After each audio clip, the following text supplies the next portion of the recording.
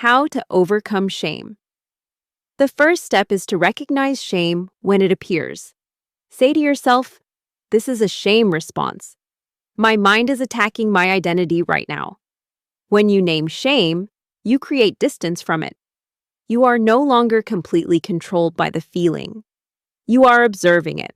Separate action from identity. Ask yourself, did I do something wrong, or am I calling myself wrong? This question is powerful. Maybe you made a mistake.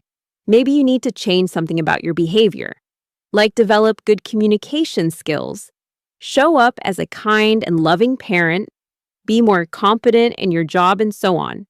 But your action is not your entire identity. You can say, "I made a poor choice, but I'm not a worthless person.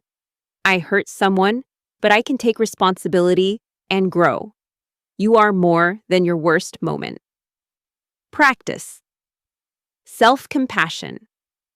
Shame grows when you are hard on yourself. Healing begins with self-compassion. Self-compassion does not mean making excuses.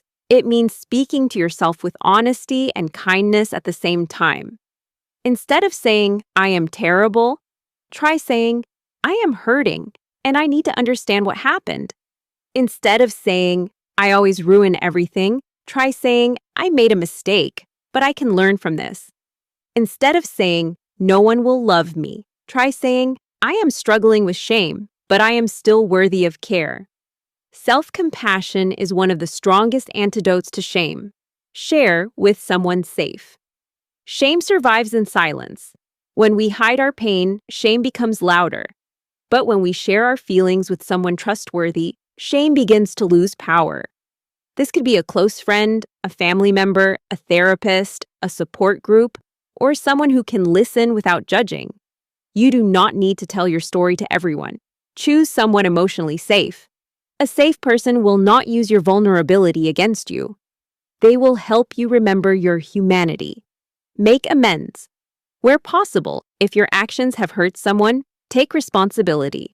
Apologize without excuses. Listen to the other person's pain. Correct what you can, change your behavior. But remember, making amends is different from punishing yourself forever. Once you have taken responsibility and committed to growth, you do not need to keep living inside the same shame. Rebuild your identity. Shame says, "This is who you are." Healing says, "This is what happened," but it does not define your entire life. Begin building a healthier identity. Say to yourself, "I am learning. I am healing. I am allowed to grow. I am worthy of respect. I do not have to be perfect to be loved. I can take responsibility without hating myself." These statements may feel uncomfortable at first. That is okay. When you have lived with shame for a long time, kindness can feel unfamiliar.